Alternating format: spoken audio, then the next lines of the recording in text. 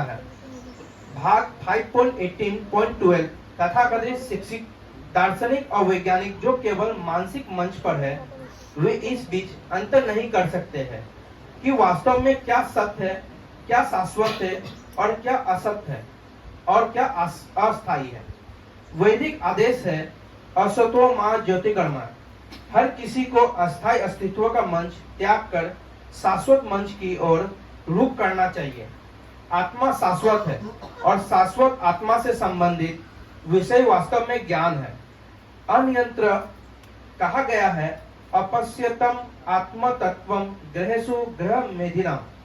जो लोग जीवन की शारीरिक अवधारणा से जुड़े हुए हैं और जो इस प्रकार गृहस्थ के रूप में जीवन से जुड़े रहते हैं, या गृहस्थ भौतिक इंद्रिया भोग के आधार पर शाश्वत आत्मा को कल्याण नहीं देख सकता। प्रहलाद महाराज ने इसकी पुष्टि करते हुए कहा कि यदि कोई जीवन में सफलता चाहता है तो उसे तुरंत सही स्रोतों से समझना चाहिए कि उसका स्वार्थ क्या है और उसे अपने जीवन को आध्यात्मिक चेतना में कैसे ढालना चाहिए।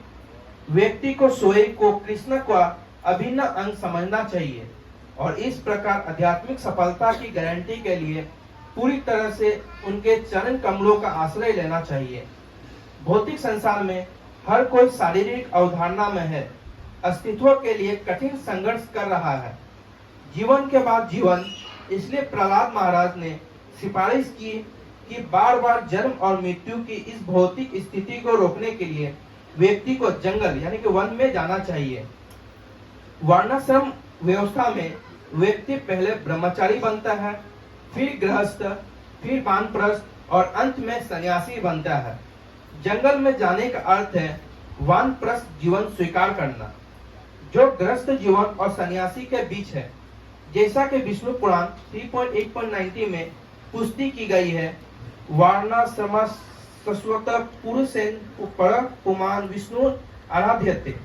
वर्ण और आश्रम की संस्था को स्वीकार करके कोई भी व्यक्ति बहुत आसानी से स्वयं को भगवान विष्णु की पूजा के स्तर तक ऊपर उठा सकता है।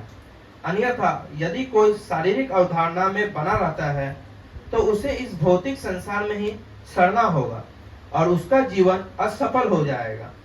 समाज में ब्राह्मण, क्षत्रिय, वैश्य और शूद्र का विभाजन होना चाहिए और आध्यात्मिक उन्नति के लिए व्यक्ति को धीरे धीरे ब्रह्मचारी, गृहस्थ, वानप्रस्थ और सन्यासी के रूप में विकसित होना चाहिए।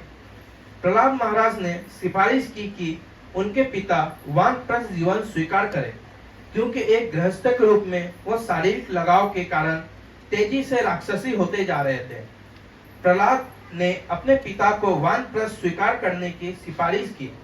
गृहस्थ के रूप में जीवन के अंधे कुएं, ग्रहम अंधकूपम में और अधिक गहराई में जाने से जीवन बेहतर होगा। हमारे कृष्ण चेतना आंदोलन में हम दुनिया के सभी बुजुर्गों व्यक्तियों को वृंदावन आने और सेवानिवृत्त जीवन में वहां रहने, आध्यात्मिक चेतना, कृष्ण चेतना में उन्नति करने के लिए आमंत्रित करते हैं। हरे कृष्ण।